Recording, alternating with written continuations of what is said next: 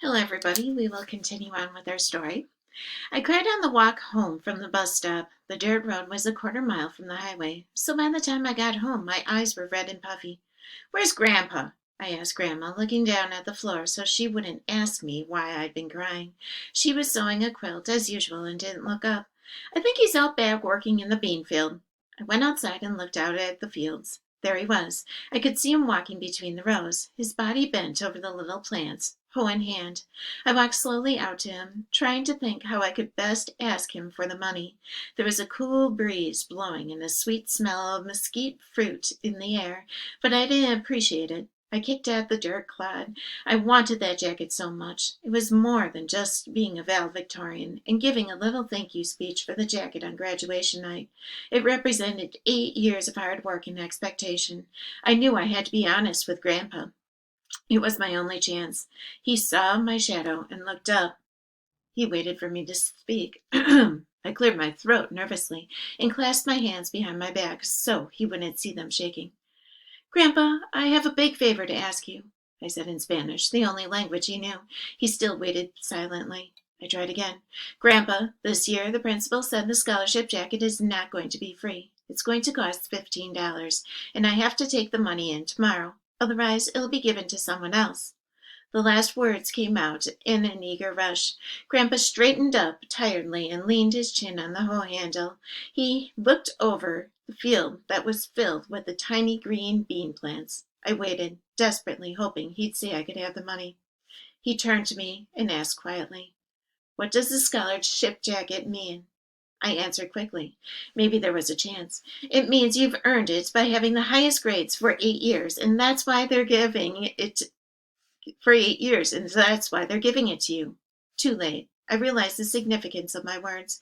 Grandpa knew that I understood it was not a matter of money. It wasn't that. He went back to hoeing the weeds that sprang up between the delicate little bean plants. It was a time-consuming job. Sometimes the small shoots were right next to each other. Finally, he spoke again as I turned to leave crying. "Then, if you pay for it, Marta, it's not a scholarship jacket, is it?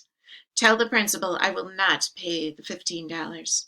I walked back to the house and locked myself in the bathroom for a long time. I was angry with Grandfather, even though I knew he was right, and I was angry with the board, whoever they were. Why did they have to change the rules when it was my turn for the jacket? All right, take a moment and document power, lack of power, what's defeating.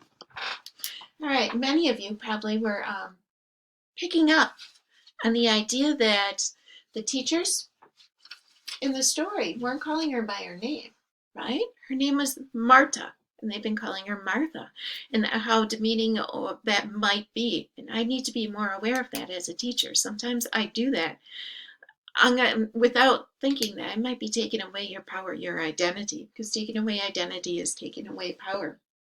All right. And again, we were talking earlier about that strong, stoic way that Marta handles herself.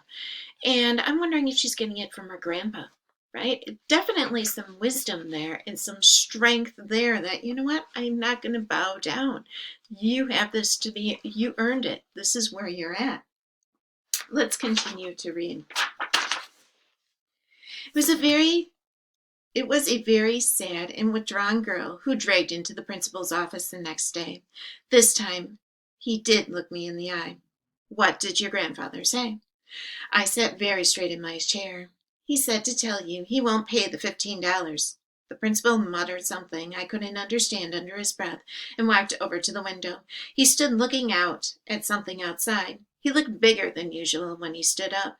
He was a tall, gaunt man with gray hair, and I watched the back of his head while I waited for him to speak. "Why?" he finally asked. "Your grandfather has the money. He owns a 200-acre ranch." I looked at him, forcing my eyes to stay dry. "I know, sir, but he said if I had to pay for it, then it wouldn't be a scholarship jacket." I stood up to leave. "I guess you'll just have to give it to Joanne." I hadn't meant to say it. It just slipped out. I was almost to the door when he stopped me. Okay. Definitely, we have some power, source of power. I'm not sure who has the power in this case? So I'm going to kind of put it in the middle, right?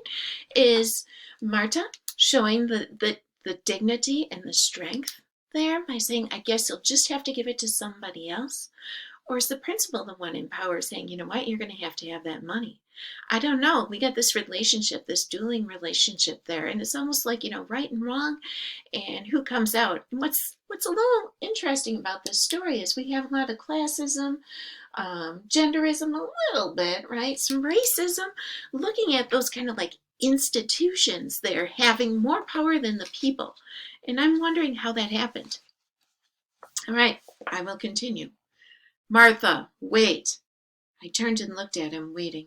What did he want now? I could feel my heart pounding loudly in my chest and see my blouse fluttering where my breast should have been. Something bitter and vile tasting was coming up in my mouth. I was afraid I was going to be sick. I didn't need any sympathy speeches. He sighed loudly and went back to his big desk. He watched me, biting his lip. Okay, we'll make an exception in your case. I'll tell the board. You'll get your jacket. I could hardly believe my ears. I spoke in a trembling rush. Oh, thank you, sir. Suddenly, I felt great. I didn't know about adrenaline in those days, but I knew something was pumping through me, making me feel as tall as the sky. I wanted to yell, jump, run the mile, do something. I ran out so I could cry in the hall, where there was no one to see me. At the end of the day, Mr. Schmidt winked at me and said, I hear you're getting your scholarship jacket this year. His face looked as happy and innocent as a baby's, but I knew better. Without answering, I gave him a quick hug and ran to the bus. I cried on the walk home again, but this time, because I was so happy, I couldn't wait to tell Grandpa and ran straight to the field. I joined him in a row where he was working, and without saying anything, I crouched down and started pulling up weeds with my hands. Grandpa worked alongside me for a few minutes, and he didn't ask what had happened. After I had a little pile of weeds between the rows, I stood up and faced him. The principal said, he's making an exception for me, Grandpa, and I'm getting the jacket after all. That's after I told him what you said. Grandpa didn't say anything. He just gave me a pat on the shoulder and a smile. He pulled out a crumpled red handkerchief that he always carried in his back pocket and wiped the sweat off his forehead. Better go see your grandmother needs any help with supper. I gave him a big hug. He didn't fool me. I skipped and ran back to the house, whistling some silly tune.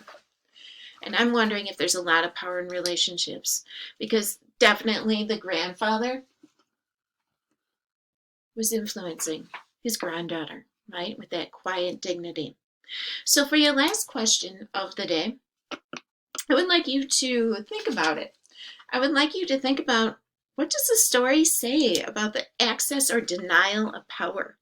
Okay, what does this story say about that? Thank you all very much. Have a good day.